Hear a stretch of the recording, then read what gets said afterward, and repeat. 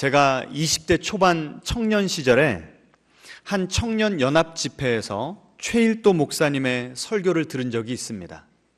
그때만 해도 이 바퍼 이 최일도 목사님이 그렇게 알려지지 않은 때였던 것 같습니다. 이분이 그 설교 가운데 당신의 간증을 하세요. 아버지가 일찍 돌아가셨답니다. 그래서 아버지에 대한 기억, 이 추억거리가 별로 없는데 그래도 아버지를 떠올릴 때마다 이 내 마음 가운데 지울 수 없이 아직 각인된 사건 하나가 있다면서 그 이야기를 해주시는 거예요. 나중에 보니까 그분이 쓴 책에도 이 내용이 실려 있더라고요. 이 최 목사님이 초등학교 4학년 때였습니다. 추운 겨울날 나도 모르게 에휴 더럽게 춥네 말이 툭 튀어나온 거예요. 근데 그 말을 누가 들었을까요? 아버지가 들은 거예요. 아버지가 이렇게 묻더랍니다. 날씨가 더러운 것이냐 네 마음이 더러운 것이냐. 아주 철학적인 질문이죠. 그러면서 내가 너에게 추운 맛을 보여주겠다. 아버지가 자기를 우물가로 데려간 겁니다. 그러고는 둘이 옷을 벗어라.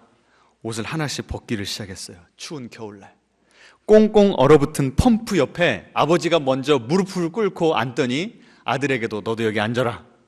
그 추운 겨울날 벌벌벌벌 떨면서 있었던 겁니다. 그걸 뒤늦게 엄마가 알게 돼가지고 막 뛰어와가지고 뭐 하는 짓이냐고. 아들 죽이겠다고. 아들을 잡아 일으키려는데 일으켜져요? 안 일으켜져요? 벌써 물과 무릎이 하나가 되어서 얼어버린 겁니다. 얼마나 추웠으면. 그래서 어머니가 부엌에 가가지고 물을 데펴와서 겨우 그걸 부어가지고 이 남편과 아들을 구출해낸 겁니다. 그러면서 그 뒤로 이 최일도 목사님이 중학교 3학년이 될 때까지 어머니에게 이 아버지가 어떤 그 부탁을 했냐면 최일도 목사님의 이 바지의 주머니를 다 꼬매버리라고 그랬어요. 그러면 추워도 겨울에 손을 어디다 넣을 수가 없어요?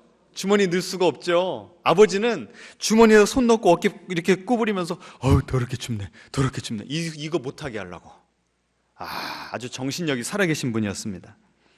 그런데 이 최 목사님이 이제 어른이 되고 결혼을 하고 아들을 낳았어요. 이 아들도 초등학교 4학년이 되었습니다. 이 아들이 겨울방학을 맞아서 아버지에게 이렇게 말한 겁니다. 아빠, 나 겨울방학 때마다 매일 아침마다 이 산에 올라가가지고 운동도 하고 엄마를 위해서 이 약수를 내가 떠갖고 오기로 했다고 결심을 했다고. 하루째 가고 이틀째 가더니 3일째는 아이가 이불을 꽁꽁 둘러싸고는 안 간다는 거예요.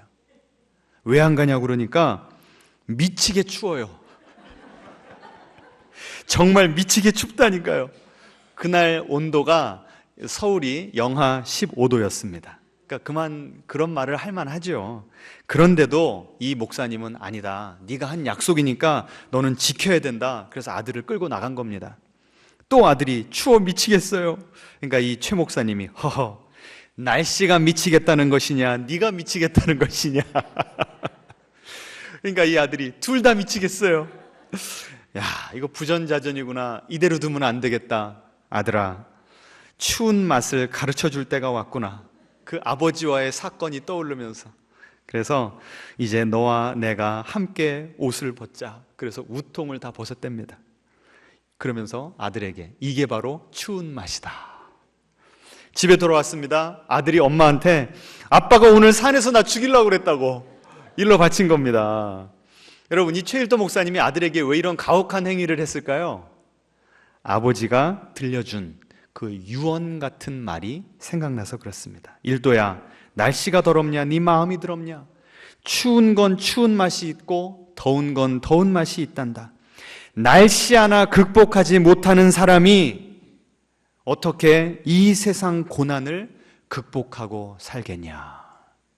그분 책에 보니까요, 초등학교 4학년 때 들은 이 아버지의 말씀이 지금도 유언처럼 제 가슴에 살아남아 쩌렁쩌렁 울리고 있습니다. 이렇게 써놨습니다. 제가 잠깐 여러분에게 시간을 드리겠습니다. 여러분은 아버지, 어머니 할 때 어떤 추억이 떠오르고 그 아버지가 뱉은 그 한마디, 어떤 한 에피소드, 내가 기억하는 아버지 한 이미지가 지금까지 내 영혼에 각인되어 있다면 그걸 좀 나눠보시고, 그것이 나의 인생에 지금 어떤 영향력을 끼치고 있는지 나눠보시겠습니까? 시간을 드리도록 하겠습니다. 참 다들 하실 말씀들이 참 많으신 것 같습니다. 지금은 뭐 시간 관계상 더 드릴 수가 없고, 이따가 그 셀 모임 가셔서 또 점심 식사를 나누시면서 계속해서 우리의 그 근원이 어디서부터 왔는가, 우리 부모님에 대한 이야기를 좀 나눌 수 있는 기회가 있었으면 좋겠습니다. 이제 제가 설교해도 되겠습니까? 예. 그래서 오늘 제가 설교를 준비하면서 박동규 교수님의 글과 영상을 찾아보았습니다. 이 박동규 교수님은 서울대 국문학과 교수로 30살부터 그 교수가 되셔서 평생으로 일하시다 은퇴하신 분이십니다. 그런데 이 박동규 교수님의 아버지가 누군 줄 아세요? 예, 박목월 시인이십니다. 그래서 이 박동규 교수님이 당신의 아버지와 어머니에 대해서 이야기하는 그 글과 동영상을 제가 좀 찾아본 것입니다. 아버지에 대한 기억이 너무나 여러 가지지만 그 중에 한 가지만 제가 소개를 해드리면, 6살 때, 이 교수님이 6살이었을 때 시인 아버지가 친구 가족들과 함께 봄 소풍을 간 겁니다. 경주에 사셨기 때문에 이 경주 불국사로 봄 그 여행을, 소풍을 간 것이죠. 그런데 그 집이 아버지가 시만 쓰시다 보니까 이 경제적인 능력이 없어서 너무 가난했던 겁니다. 아들을 데리고 소풍을 가야 되는데 이미 고무신은 다 헤어져 가지고 신고 갈 수가 없는 거예요. 그래서 어머니가 뭐 거의 밤을 새다시피 하면서 시집 올 때 입고 오셨던 그 비단 치마, 그거를 가위로 잘라 가지고 그 자고 있는 아들의 발치수를 이렇게 대보면서 덧신을 만들어 주셨답니다. 그래서 아침에 이제 그걸 신고서 길을 나선 거죠. 근데 그때만 해도 불국사 올라가는 길이 아주 험했답니다. 그러니까 이 덧신이 자꾸 벗겨지고 이 발이 상처가 나기를 시작하고 나중에 이제 피가 나기를 시작한 거예요. 아버지는 친구분들이랑 대화를 나누시느라고 정신이 없으셨는데 어느 순간 이 교수님, 이 6살짜리 아들의 발을 보게 되니까 피가 있고 벌써 많이 피가 새어 나와서 그 덧신이 분홍색이 되어버린 겁니다. 그래서 아버지가 한쪽으로 아들을 데리고 와가지고는 신발을 벗겨보더니 아이쿠 이놈아 얼마나 발이 아팠냐, 그러더니 아버지가 눈물을 흘리시면서 그 아들을 꼭 껴안아 주시더랍니다. 그러더니 우리 좀 나중에 가자, 다른 팀들 다 앞으로 간 다음에 아버지가 내 등에 업혀라. 아유 아버지 힘들어서 안 됩니다. 아니다, 업혀라. 그래갖고 그 먼 길을 산에 올라갈 때도 업어주시고 내려올 때도, 또 기차 타고 집으로 가는 그 논길에도 그 아들을 힘들 때는 잠시 또 내려놨다 좀 쉬고 또 업어들고 갔다는 거예요. 그래서 이 박동규 교수님이 기억하시는 게 뭐냐면, 이렇게 목을 이렇게 손으로 두르고 있었을 거 아닙니까? 아버지가 봄임에도 불구하고 그 무거운 자식 업고 가니까 얼마나 힘드셨겠어요? 이마에서 떨어지는 그 땀방울이 그 아들의 손등에 떨어진 그 감각을 기억한다는 거예요. 그리고 한 번씩 아버지의 등에다 이렇게 얼굴을 갖다 대면은 마치 축축한 수건에다 얼굴 대듯이 그 얼굴에 아버지의 등에 그 땀이 묻어나왔다는 거예요. 그러면서 그 땀이 바로 사랑입니다, 이런 고백을 하더라고요. 아버지 그러면 뭐가 떠오르는 거예요? 아버지 그 넓은 등, 그 따뜻한 가슴. 또 어머니에 대해서는 어떤 기억이 나는가 봤더니 공교롭게도 이것도 이 교수님이 6살 때 일이었습니다. 이 박목월 시인은 집이 가난해서 따로 이 글을 쓸 만한 방이나 책상이 없었답니다. 가족들끼리 다 밥을 먹고는 그 밥상을 행주로 잘 닦아가지고 거기다가 이제 원고지를 놓고 글을 쓰기를 시작하셨대요, 저녁에. 근데 어느 한날은 겨울이었고 눈이 많이 내리는데 어머니가 3개월 된 자기 동생을 업고 아버지 행주 다 닦아주신 다음에 업고 나가시더라는 거예요. 그리고 자기는 잠에 들었답니다. 근데 아버지가 보니까 기다려도 어머니가 안 오시는 거예요. 통금 시간이 다 됐는데 그래서 이 아들 이 동규를 깨워가지고 나가서 엄마 좀 찾아보라고. 엄마를 찾아서 사방을 헤매는데 없는 겁니다. 그러다 혹시나 하고 이 아랫동네 쪽으로 갔더니 전봇대 옆에 눈사람이 서 있더래요. 그래서 지나가려는데 동규야 라고 불러서 깜짝 놀라서 보니까 엄마야, 엄마. 엄마가 보자기 하나 들러쓰고 이 뒤에 동생까지 보자기 하나 들러 씌우고는 그냥 그 눈을 3시간을 맞고 그 자리에 서 계셨대요. 왜 그러셨냐고 그랬더니 애가 울면 네 아빠 시 못 쓸까 봐. 그 어머니의 아버지를 향한 배려와 사랑과 희생, 이런 것들을 배웠노라고 그렇게 써놨더라고요. 이 박목월 시인이요, 생활력도 없는데 뭐 돈이 좀 들어오면은 막 책을 잔뜩 사왔답니다. 그 돈으로 뭐 해야 되는데요? 아이들 먹을 거 사줘야 되는데. 그런데도 자기가 기억하는 그 어머니는요, 그렇게 책 사가지고 오시는 아버지를 한 번도 뭐라고 이야기하거나 바가지를 긁은 적이 한 번도 없었다는 거예요. 그런 어머니로 기억을 하더라고요. 여러분, 우리는 살아가면서 우리 자녀들에게, 우리 가족들에게, 우리를 기억하는 누군가에게 그들의 그 의식 가운데 우리의 족적을 남깁니다. 우리는 언젠가는 하나님께 부르심을 받을 텐데 우리를 기억하는 이들에게, 가족과 우리 자녀들에게 무엇을 남기고 가야 될지 생각해 봐야 되지 않겠습니까? 어떤 분들은 나는 아직도 살 길이 창창한데 저를 위한 설교는 아닙니다. 정말 그럴까요? 이 설교는 나이 지긋하신 어르신들도 에게도 중요한 설교이지만 오히려 살 길이 앞으로 많이 남았기 때문에 정말 나는 무엇을 남기고 갈 것인가를 지금부터 점검하고 지금부터 잘 쌓아 나가야 되는 입장에 있는 젊은 세대들에게도 필요한 설교라고 믿습니다. 동의하십니까? 예. 자, 그래서 오늘 저는 이 본문에 나온 야곱을 통해서 우리는 무엇을 남기고 가야 될지 한번 살펴보기를 원합니다. 오늘 본문에 나온 야곱은 몇 살이라고 나오죠? 147세다. 엄청나게 오래 산 것입니다. 이제 하나님께서 부르실 때가 되니까 자기가 사랑하던 아들 요셉을 부른 겁니다. 그리고 이상한 행동 한 가지를 합니다. 29절에 보시면 이렇게 나옵니다. 이제 내가 네게 은혜를 입었거든 청하노니 네 손을 어디에다 넣으래요? 내 허벅지 아래에 넣으래요. 참 이상한 짓을 하죠. 네.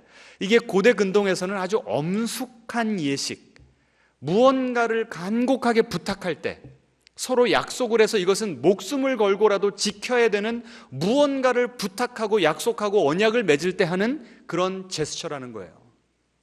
지금 이 야곱이 죽기 전에 유언으로 무언가 중요한 내용을 남기는데 이것을 이 아들, 사랑하고 내가 믿는 그 아들 요셉이 반드시 지켜줘야 된다라고 하는 의미에서 이런 제스처를 취한 겁니다. 그러면 그의 부탁이 무엇이었습니까? 29절 후반절부터 보시면 내게 행하여 애굽에 나를 장사하지 아니하도록 하라. 여러분, 애굽에 가면 뭐가 있습니까? 피라미드가 있죠. 그리고 애굽의 그 피라미드에 가면 뭐가 있어요? 수천 년이 지났는데도 아직도 그대로 잘 보존된 미라가 있잖아요. 그 당시 이 장례 문화는 애굽을 따를 데가 없었습니다. 가장 발달한. 그런데 지금 야곱은 그 애굽에 살면서 내 아들이 애굽의 국무총리인데도 불구하고 애굽에다 묻지 말라는 거예요. 계속 읽어보시면 30절에 뭐라고 나옵니까? 내가 조상들과 함께 눕거든 너는 나를 애굽에서 메어다가 어디로 데려가래요? 조상의 묘지. 그게 어디에 있습니까? 가나안에 있죠. 아브라함이 돈을 주고 막벨라 굴이라고 하는 데를 사서 거기에 아브라함도 누워있고 사라도 누워있고 이삭과 리브가와 레아도 거기 지금 다 있는 겁니다.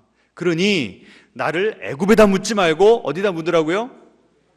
그 막벨라 굴 가나안 땅에다 묻으래요.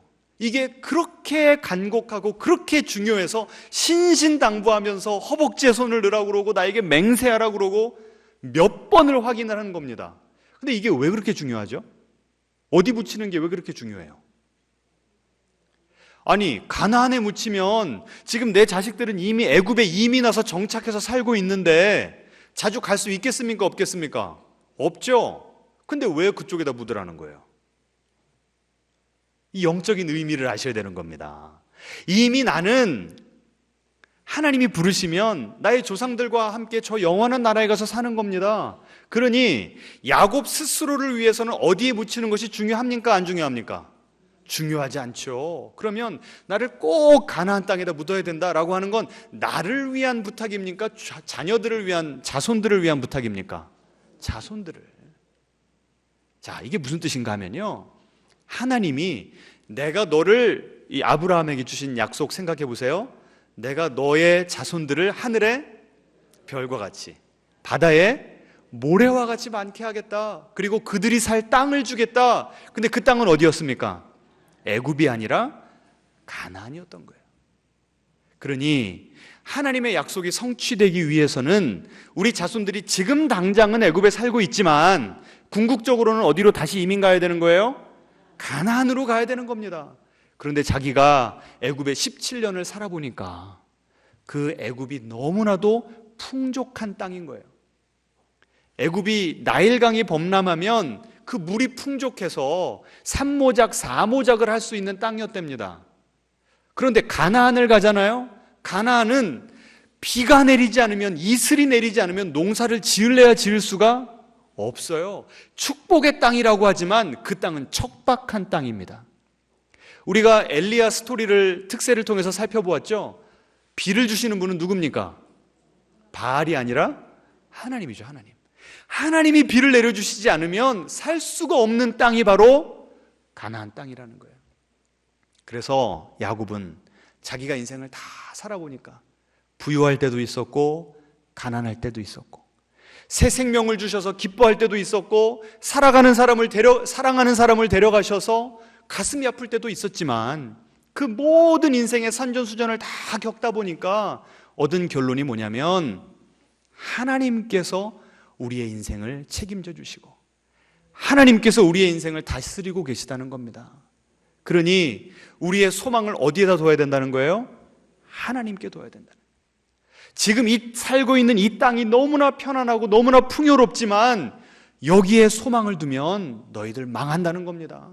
차라리 가나안 땅에 가서 고생을 할지언정, 가뭄이 와서 고생을 할지언정 너희들은 하나님을 붙잡고 하나님의 그 약속의 말씀을 붙잡고 살아라. 그것을 야곱이 그의 죽음을 통해서 웅변한 것이었습니다. 그렇다고 한다면 야곱은 그의 후손들에게 무엇을 남긴 것이었습니까? 무엇을 남긴 거예요? 신앙을 남긴 거죠. 우리 앞뒤자로 인사하겠습니다. 신앙을 남깁시다. 신신당부를 하면서 가나안 땅을 가면서 거기에 묻힌 증조 할아버지 아브라함을 보고, 할아버지 이삭을 보고, 나 아버지 야곱을 보면서 우리 민족은 반드시 여기 다시 와야 되는구나. 하나님의 약속이 우리를 살리는 거구나. 우리 가문은 하나님을 바라볼 때만 소망이 있는 것이구나. 그것을 깨달으라는 겁니다. 자, 그렇게 말을 신신당부 부탁을 하니까요, 요셉이 그 뜻을 알아챈 것 같습니다. 그래서 30절 후반에 보시면 요셉이 이르되 뭐라고 나와요? 내가 아버지의 말씀대로 행하리이다. 그래서 실제로요, 야곱이 죽자마자 요셉이 바로 왕에게 가서 휴가를 받아서 자기가 직접 가나안 땅까지 가서 아버지를 장사 지내고 옵니다. 그리고 더 놀라운 것은요, 창세기 50장 맨 마지막에 보시면 요셉도 죽을 때 유언을 남기는데 그 유언이 무엇이었을까요? 나도 죽으면 너희들이 다시 가나안 땅에 돌아갈 때 그 유고를 다시 파서 꼭 그 막벨라굴에 장사해 주어라 라고 하는 부탁을 내립니다. 어때요? 신앙이 지금 아브라함, 이삭, 야곱, 그리고 요셉까지 지금 가는 거예요. 게다가 아버지가 이제 돌아가실 때가 다 됐다라고 하니까 요셉이 아버지를 찾아왔는데 혼자 온 것이 아니었습니다. 48장에 보시면 아들 둘을 데리고 와요. 여러분, 그 아들 둘은 어디서 태어난 자식들이죠? 애굽에서 태어났어요.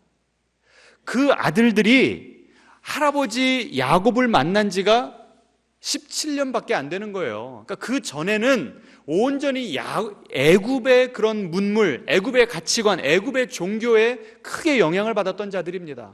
그러니까 이 할아버지가 하나님의 부르심을 받기 전에 불안불안한 거예요. 우리 손자들이 꼭 하나님 믿어야 되는데. 지금 야곱이 몇 대까지 이 책임을 진 겁니까? 신앙을? 3대를 책임진 거예요. 3대. 그래서 48장에 보시면요, 이 손자들을 부르고 요셉을 불러서 축복을 하고, 그리고 또 하나님 앞에서 예배하는 그런 모습을 보여줍니다. 얼마나 아름다운 모습인지 모르겠어요. 여러분, 우리가 이런 모습으로 살게 되기를 축원합니다. 이런 모습으로 세상을 떠나게 되기를 축원합니다. 여러분, 아브라함과 이삭은요, 우리가 창세기를 지금 계속 묵상해 가기 때문에 잘 알지 않습니까? 신앙인으로서 부족한 모습도 있었지만 하나님이 보실 때, 그리고 우리 신앙인들이 볼 때도 참 훌륭하다라고 하는 그런 모습들이 많았습니다.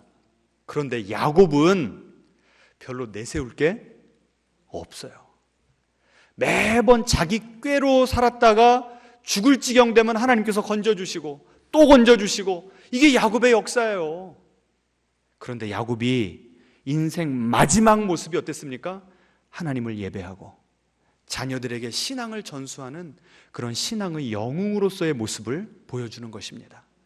그래서 지금까지의 인생은 참 실패자로 살았지만, 신앙적으로 볼 때 부족한 인생을 살았지만, 그 마지막 모습이 하나님 앞에 올바로 선, 하나님께서 맡겨주신 그 사명을 제대로 감당하는 모습이었기 때문에 그의 인생 마지막 모습이 인생 전체의 소급이 되어서 하나님께서 그가 지금까지 했던 모든 허물들을 다 덮어주신 줄로 믿으시기 바랍니다. 그래서 그가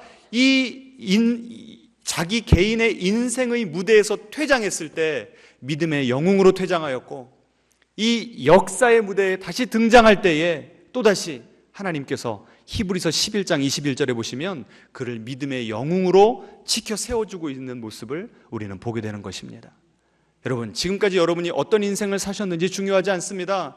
혹시 이 설교를 들으시면서 정죄감이 느껴지시는 분들도 계실 거예요. 내가 내 자녀에게 별로 해준 것이 없는데, 나는 참 부끄러운 인생을 살았는데.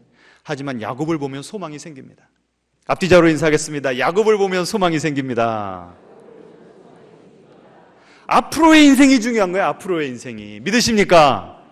그래서 나는 어떤 모습으로, 어떤 신앙을 어떻게 우리 자녀들에게 물려줄 것인가, 여러분, 진지한 고민이, 그리고 진지한 결단이 시작되는 오늘 하루가 되기를 주님의 이름으로 축원합니다. 이 박동규 교수님의 책에 보시면 그분의 할머니 이야기를 합니다. 그 책 제목이 아버지는 변하지 않는다인데요, 할머니 얘기를 하세요. 경주에 복음이 들어간 지 얼마 안 돼서 이 할머니가 예수님을 영접한 겁니다.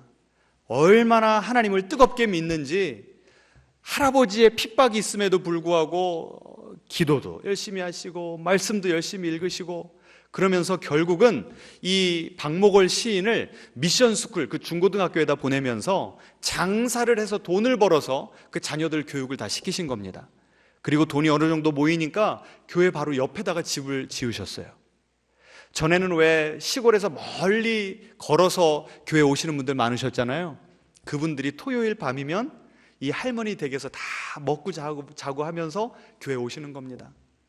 이 박동규 교수님이 이제 방학이 되어서 할머니 집에 가면은 밤마다 잠을 못 잡니다. 왜 그런 줄 아세요? 할머니가 3시간마다 한 번씩 깨셔가지고 기도를 하시더라는 거예요. 그래서 잠을 깨워놓으니까 잠을 들 수는 없고, 도대체 할머니가 무슨 기도를 하는가 봤더니 아버지 이름이 나오고 엄마의 이름이 나오고 자기를 비롯한 5 형제의 이름이 다 나오더라는 거예요. 하나하나를 위해서 하나님께서 이들을 잘 키워주시라고, 하나님께서 맡겨주신 사명 잘 감당하게 해주시라고 눈물로 기도하는 그 모습을 본 것입니다. 그래서 이 박목월 시인이 이 어머니를 기억하면서 시를 한 편 쓰셨어요. 그 시 제목이 어머니의 언더라인입니다. 보여주시겠습니까?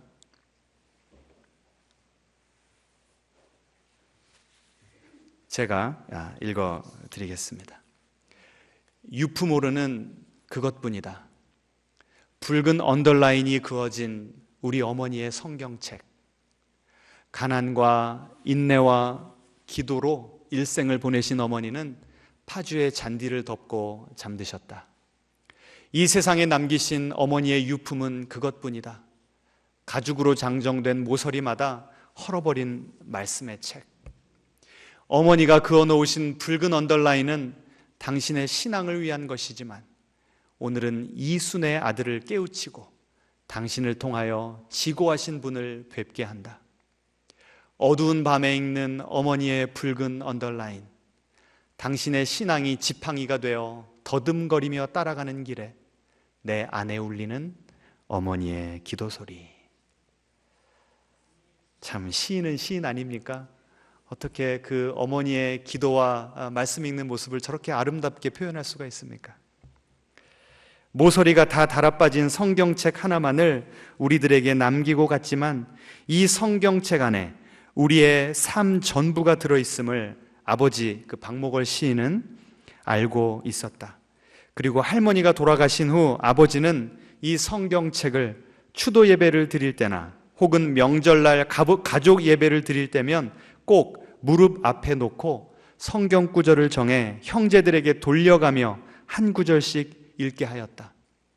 나는 붉은 줄이 쳐진 성경 구절을 한 줄 한 줄 읽는 동안 할머니가 왜 이 구절에 줄을 쳐 놓았을까 하는 생각을 줄곧 하게 되었고, 할머니가 내 손을 잡고 하나님이 이루어 주실 거야 하던 말을 기억하곤 했다. 그리고 이 박동규 교수님이 이렇게 썼습니다. 지금 어머니가 돌아가신 다음에도 그 어머니의 성경책도 나에게 있다. 어머니의 성경책에도 붉은 언더라인이 할머니의 성경책처럼 그어져 있다. 이 세상을 사는 동안 마음속에 무엇을 가지고 살아가야 하는가 하는 물음을 스스로에게 물을 때마다 나는 아버지의 이 시를 생각하고 이 시 속에 담긴 할머니의 성경책이 안고 있는 붉은 줄의 의미를 삶의 중심에 두게 된다. 어떤 인생을 사시렵니까? 자녀들에게 무엇을 남겨주시렵니까? 함께 찬양하겠습니다.